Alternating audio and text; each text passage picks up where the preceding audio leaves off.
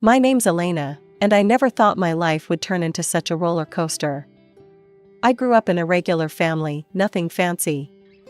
After college, I became a primary school teacher. It wasn't glamorous, but I loved working with kids. My world flipped upside down when I met Jason. God, he was handsome, tall, dark hair, eyes you could drown in. And rich. Like, crazy rich. His parents owned some big company, and he was their golden boy. We hit it off right away. Jason said he loved how down-to-earth I was. I thought it was sweet then. Looking back, I should have seen the red flag. Our whirlwind romance shocked everyone, especially his parents. They hated me from day one. I still remember the first time I met them. So, Elena, Jason's mom said, eyeing me like I was something stuck to her shoe. What did you say your father does? He's a plumber, ma'am, I replied. The look on her face, you'd think I'd said he was a professional dumpster diver. Jason's dad wasn't any better. Teaching, huh? Not exactly a lucrative career, is it? But Jason stood by me. Mom, Dad, I love Elena. Deal with it, he said. We got married despite their objections. I moved into Jason's luxury apartment, feeling like Cinderella. Everything was perfect. I got pregnant pretty quick, and soon our son Michael was born. Jason's parents might have hated me, but they adored Michael. Maybe they thought he'd grow up to be more like them than me.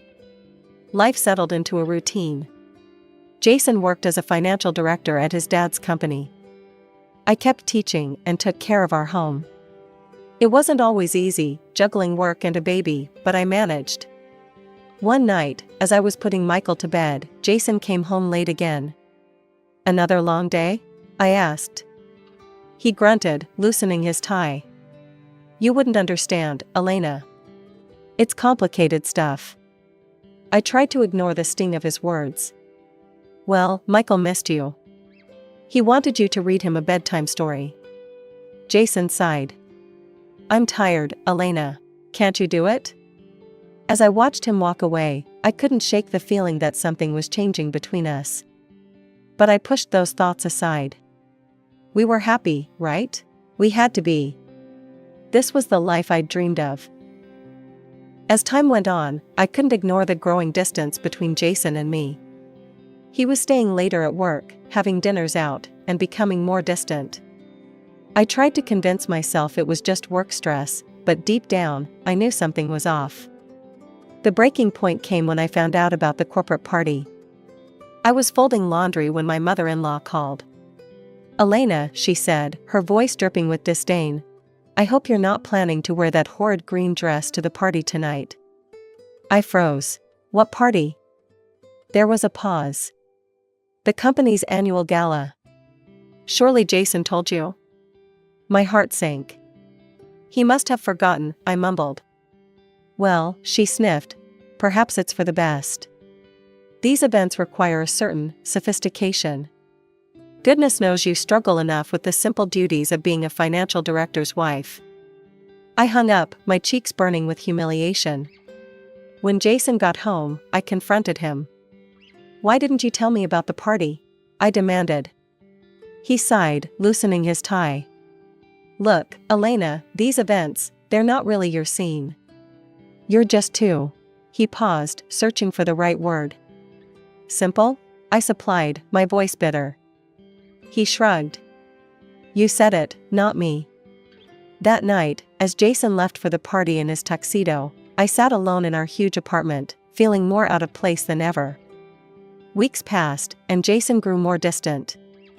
I threw myself into taking care of Michael and my teaching job, trying to ignore the growing pit in my stomach. One day, while cleaning Jason's home office, I noticed his laptop was open. Curiosity got the better of me, and I started browsing. What I found shattered my world. There, in black and white, was an email chain between Jason and someone named Vanessa. As I read, my hands shaking, I realized she was more than just a coworker. God, V, you were amazing last night, one email read. Elena doesn't even compare. Of course not, darling, Vanessa had replied. She's just a simple little teacher. How could she possibly satisfy someone like you? They mocked me mercilessly, calling me a klutz and a fool. I learned that Jason had been buying Vanessa expensive gifts I'd never received. I don't know how long I sat there, staring at the screen, tears streaming down my face. When I heard Jason's key in the lock, I quickly closed the laptop and wiped my eyes. He strolled in, reeking of expensive cologne. "Hey," he said, barely glancing at me. I swallowed hard. "How was work?" "Fine," he muttered, heading for the shower. The next morning, I woke up early, my mind racing with what I'd discovered. Jason stumbled in around dawn, looking disheveled and smelling of alcohol. I pretended to be asleep as he collapsed onto the bed. When he finally woke up, I was ready. I'd copied the incriminating emails onto a USB drive, which I now held in my trembling hand. "Jason," I said, my voice surprisingly steady, "we need to talk." He groaned, rubbing his eyes. "What is it, Elena?" "I've got a killer headache." I plugged the USB into our TV and pulled up the emails. "Care to explain this?" Jason's eyes widened as he recognized the correspondence. Then, to my shock, he smirked. Well, he drawled. "Looks like the simple little teacher did some snooping." "How could you?" I choked out, tears threatening to spill. "I'm your wife, the mother of your child." He stood up, towering over me. "And that's exactly the problem, Elena. You're a wife and a mother. But Vanessa? She's exciting, sophisticated. She satisfies me in ways you never could." I felt like I'd been slapped. "So what now? Are you leaving me for her?" Jason laughed, a cold, cruel sound that made me flinch. "Leave you? Why would I do that?" "No, Elena, I'm going to keep seeing Vanessa. And you're going to put up with it." "Like hell I will." I spat, finding a surge of anger I didn't know I had.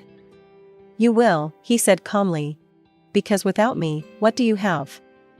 A teacher's salary? A crappy apartment? Face it, Elena, you need me." I stared at him, this stranger wearing my husband's face. In that moment, I made a decision that would change everything. "No, Jason," I said quietly. "I don't need you. Not anymore." I grabbed Michael, who was thankfully still asleep, and headed for the door. "Where do you think you're going?" Jason called after me. "To my parents," I shot back. "Don't try to stop me." As I drove away, Michael stirring in his car seat, I felt a mix of terror and exhilaration. I had no idea what the future held, but I knew one thing for certain: I was done being Jason's simple little teacher. I arrived at my parents' modest house, tears streaming down my face. My mom opened the door, took one look at me and Michael, and ushered us inside without a word. "Elena, sweetheart, what happened?" she asked, once we were settled in the living room. Through sobs, I told them everything: the emails, the confrontation, Jason's cruel words. My dad's face grew stormy as I spoke. "I'll kill him," he growled, starting to stand. "No, Dad," I said, grabbing his arm. "He's not worth it. I need to figure out what to do next." My mom hugged me tight. "You'll stay here, of course. We'll help you with Michael. And we'll get you a good lawyer." As I lay in my childhood bed that night, Michael sleeping peacefully beside me, I realized this was just the beginning of a long, difficult journey. But for the first time in years, I felt like I could breathe. I was free. The following weeks were a blur of lawyer meetings and tearful nights. Jason, true to form, wasn't going down without a fight. He hired the best divorce attorney in the city and was determined to make my life hell. "He's trying to get full custody of Michael," my lawyer, a kind-faced woman named Sarah, told me one afternoon. "He's claiming you're an unfit mother." I felt like I'd been punched in the gut. "What? How can he say that?" Sarah sighed, pushing her glasses up her nose. "He's alleging that you're unstable, that you've neglected Michael. It's all nonsense, of course, but we need to be prepared for a tough battle." And a tough battle it was. Jason threw everything he had at me. He claimed I was mentally unstable, that I'd cheated on him, that I was a danger to Michael. Each lie felt like a knife to my heart. The day of the custody hearing arrived. I sat in the courtroom, my hands shaking as Jason's lawyer painted me as a terrible mother. "Your Honor," he said, his voice dripping with false concern, "Mrs. Parker is clearly unfit to care for a child. She abandoned her marital home, taking the child with her without Mr. Parker's consent. She's unstable, prone to emotional outbursts." I wanted to scream, to tell the judge it was all lies. But Sarah had coached me well. I sat quietly, my face a mask of calm. When it was our turn, Sarah stood up. "Your Honor, my client is a dedicated mother and a respected teacher. Mr. Parker's claims are baseless and, frankly, malicious. We have character witnesses." The judge listened to both sides, his face impassive. When he finally spoke, I held my breath. "Having considered all the evidence," he said, "I find no reason to deny Mrs. Parker custody of Michael. Mr. Parker will have visitation rights and will pay alimony and child support." I let out a sob of relief. Jason's face twisted with fury, but I didn't care. I had one. Michael was staying with me. As we left the courthouse, Jason grabbed my arm. "This isn't over, Elena," he hissed. "I'll make you regret this." I yanked my arm away. "No, Jason. It is over. You lost. Deal with it." Walking away from him, head held high, I felt stronger than I had in years. But I knew this was just the beginning. Jason wasn't going to give up easily, and I needed to be prepared for whatever he might do next. Months passed, and life settled into a new rhythm. I threw myself into teaching, cherishing the moments with Michael, and slowly rebuilding my self-esteem. But Jason wasn't done with us yet. One sunny afternoon, as I was helping my mom prepare dinner, there was a knock at the door. I opened it to find Jason standing there, a stunning blonde woman hanging on his arm. "Elena," he said, his voice sickeningly sweet, "I've come to see Michael. This is Vanessa, my fiancée." I felt like I'd been sucker punched. "Fiancé?" I managed to choke out. Vanessa smirked, her eyes roving over our modest home. "Yes, Jason and I are getting married." "Now, where's the little one?" "I'm dying to meet him." I wanted to slam the door in their faces, but I knew I had to be civil for Michael's sake. "Come in," I said through gritted teeth. As they entered, Vanessa wrinkled her nose. "My, what a quaint little kennel you have here," she said, her voice dripping with disdain. My parents, who had come to see what was going on, bristled at her words. "Now listen here, young lady," my dad started, but Jason cut him off. Now, he said condescendingly. "No need to get upset. We're all adults here, aren't we?" "Well, some of us more than others," he added, eyeing my parents with contempt. That was the last straw. "Get out," I said, my voice low and dangerous. "Excuse me?" Jason said, feigning surprise. "You heard me," I replied, my anger building. "Get out of my parents' house. You can see Michael another time, when you learn some respect." Vanessa laughed, a high, grating sound. "Oh, honey, don't you get it? Jason doesn't need your permission. He has rights, you know." I stepped closer to her, my voice barely above a whisper. "And I have the right to kick you out of this kennel, as you so charmingly put it. Now leave, before I call the police." Jason's face darkened. "You'll regret this, Elena. I'll take Michael away from you, just you wait and see." That night, after putting Michael to bed, I sat with my parents in the living room, my head in my hands. "What am I going to do?" I asked, my voice trembling. "He's going to try to take Michael away, I just know it." My mom put her arm around me. "We won't let that happen, sweetheart. We'll fight him every step of the way." My dad nodded, his face set with determination. "I've got an idea," he said. "Remember Alex, your old friend from school? The one who became a private detective? I nodded, not sure where he was going with this. Well, he continued, maybe it's time we did some digging of our own. Find out what skeletons Jason and his new fiancée might have in their closets. I hesitated. It felt wrong, somehow, to stoop to Jason's level. But then I thought of Michael, of the threat to take him away, and I knew I had to do whatever it took to protect him. Okay, I said, taking a deep breath. Let's do it. Let's hire Alex. The next day, I called Alex. We hadn't spoken in years, but he agreed to meet me immediately when I explained the situation. We met at a small cafe, away from prying eyes. Elena, Alex said, giving me a warm hug. I'm so sorry you're going through this. I filled him in on everything, the affair, the divorce, Jason's threats. Alex listened intently, his brow furrowed. I'll take the case, he said finally. We'll find out what your ex and his new fiancée are really up to. Over the next few weeks, Alex worked tirelessly. I tried to focus on my life, teaching, caring for Michael, helping my parents, but I couldn't help checking my phone constantly for updates. Finally, Alex called me. Elena, you need to come to my office. Now. When I arrived, Alex's face was grim. I found some things, he said, and they're not pretty. He laid out a series of documents and photos. First, your ex's fiancée, Vanessa? She's not who she says she is. Her real name is Veronica Mills. She used to work as an escort. I gasped. Are you sure? Alex nodded. Positive. But that's not all.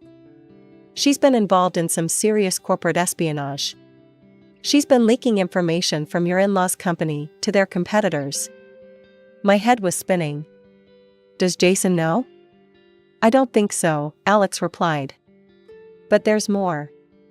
Jason himself has been embezzling from the company. He's been siphoning off funds for years. I sat back, stunned. This was bigger than I could have imagined. What do I do with this information? I asked. Alex leaned forward. That's up to you, Elena. But if I were you, I'd use it to protect yourself and Michael. As I left Alex's office, my mind was racing. I had the power to destroy Jason and Vanessa, or Veronica. But was that really what I wanted? The next day, I received an unexpected call. It was my mother-in-law. Elena, she said, her voice cold, we're having a small gathering for my birthday next weekend. We'd like you and Michael to come. As I hung up the phone, I felt a mix of anticipation and dread. The information Alex had uncovered was burning a hole in my pocket. I knew that at this party, I'd have to decide whether to use it or not. I looked at a photo of Michael on my nightstand, his innocent smile beaming at me. Don't worry, sweetheart, I whispered. Mommy's going to make sure you're safe. With that thought, I began to plan. The party was just days away, and I needed to be prepared for anything. Jason and Vanessa wouldn't know what hit them. The day of my mother-in-law's birthday party arrived. I dressed Michael in his best clothes and put on a simple but elegant dress myself. As we drove to the luxurious house I once called home, I felt my stomach churning with nerves. The welcome we received was far from warm. My mother-in-law's eyes narrowed as she saw me. Elena, she said coolly. We invited you only because you're Michael's mother. Don't forget that. I nodded, swallowing my pride. I understand. Thank you for including us. The party was in full swing, the house filled with the chatter of high society. I stood in a corner, feeling out of place, while Michael played with his cousins. Suddenly, the room fell silent. Jason had entered, a stunning woman on his arm. My heart sank as I recognized Vanessa. Everyone, Jason announced, beaming. I'd like you to meet my fiancée, Vanessa. We're getting married next month. The room erupted in congratulations. My in-laws rushed forward, embracing Vanessa. Oh, darling, my mother-in-law cooed. We're so thrilled. You're exactly the kind of woman Jason needs. Such a wonderful education and pedigree. I saw her throw a pointed look in my direction. The implication was clear: unlike me, Vanessa was worthy of their son. Something snapped inside me. I stood up, clutching the folder Alex had given me. "Actually," I said loudly, "I have something to say." The room fell silent. All eyes turned to me. "This woman," I continued, my voice steady, "is not who she claims to be. Her real name is Veronica Mills. She's using her cousin's identity. She has no education to speak of and used to work as an escort." Gasps echoed through the room. Vanessa's face went pale. I wasn't done. "But that's not all. She's been leaking confidential information about your company to your competitors." My father-in-law's face turned purple. "What? Is this true?" "And Jason," I added, turning to my ex-husband, "has been embezzling from the company for years." Chaos erupted. Jason lunged at me, but was held back by other guests. "You lying scum," he yelled. My father-in-law's voice boomed over the commotion. "Enough," he turned to Vanessa. "Get out of my house, now. I'll see you in court." As Vanessa fled, he rounded on Jason. "You're fired. How dare you hire this woman without proper vetting? And stealing from your own family? You're a disgrace." In the midst of the uproar, my in-laws approached me. "Elena," my father-in-law said, his voice gruff. We owe you an apology. You've saved our company. We were wrong about you." I nodded, feeling a mix of vindication and exhaustion. "Thank you. But if you'll excuse me, I need to take my son home." As Michael and I left, I heard the continuing sounds of argument behind us. But for the first time in a long time, I felt at peace. The truth was out, and we could finally move forward. In the weeks following the dramatic revelation at my in-laws' party, life took on a whirlwind pace. The fallout was swift and severe. Vanessa, or rather, Veronica, was arrested for fraud and corporate espionage. The sight of her being led away in handcuffs was surreal, to say the least. Jason didn't fare much better. With his embezzlement exposed, he lost not only his job but also his fancy apartment. The last I heard, he'd moved to another state, tail between his legs. He calls Michael occasionally, but the conversations are always short and awkward. To my surprise, my relationship with my in-laws took a complete 180. They were genuinely remorseful for how they'd treated me, and as a gesture of gratitude for saving their company, they gifted me a small apartment. "It's the least we can do, Elena," my father-in-law said, handing me the keys. "We were wrong about you, and we're sorry." The apartment wasn't large or luxurious, but it was ours. Michael and I moved in, ready to start our new life. I threw myself back into teaching, finding joy in the simplicity of my work. Our life settled into a peaceful rhythm, free from the drama and tension that had plagued us for so long. But the story doesn't end there. Remember Alex, my detective friend? Well, after all the dust settled, we started talking more frequently. He had been my rock throughout the whole ordeal, offering support and helping with the move. One day, as we were unpacking boxes in my new apartment, Alex paused, a framed photo in his hand. "You know, Elena," he said, his voice soft, "you deserve so much better than what Jason put you through." I looked up, meeting his warm brown eyes. Something shifted between us at that moment. We started spending more time together, and gradually, our friendship deepened into something more. Alex was everything Jason wasn't: kind, attentive, and he absolutely adored Michael. Our first date was nothing fancy, just a picnic in the park with our kids. Alex has a son, Tommy, who's a year younger than Michael. The boys hit it off immediately, chasing each other around the playground while Alex and I talked. "I can't remember the last time I laughed this much," I told him as we watched the kids play. Alex smiled, taking my hand. "You deserve to laugh, Elena. You deserve to be happy." As the weeks turned into months, Alex became a constant in our lives. He was there for Michael's first soccer game, cheering louder than anyone. He helped Michael with his science project, showing infinite patience as they built a model solar system. One night, as we sat on my small balcony after putting the boys to bed, Alex turned to me. "Elena," he said, his voice serious. "I want you to know. I'm in this for the long haul. You and Michael, you're not just some passing fancy for me. I love you both." Tears welled up in my eyes. "We love you too, Alex. You and Tommy, you've made our lives whole again." As we sat there, hand in hand, watching the stars, I felt a sense of peace wash over me. For the first time in years, I was truly, deeply happy. Life wasn't perfect. We still had challenges to face. But with Alex by my side, and our boys growing closer every day, I knew we could handle whatever came our way. As I drifted off to sleep that night, I couldn't help but smile. My story wasn't over, it was just beginning a new, beautiful chapter.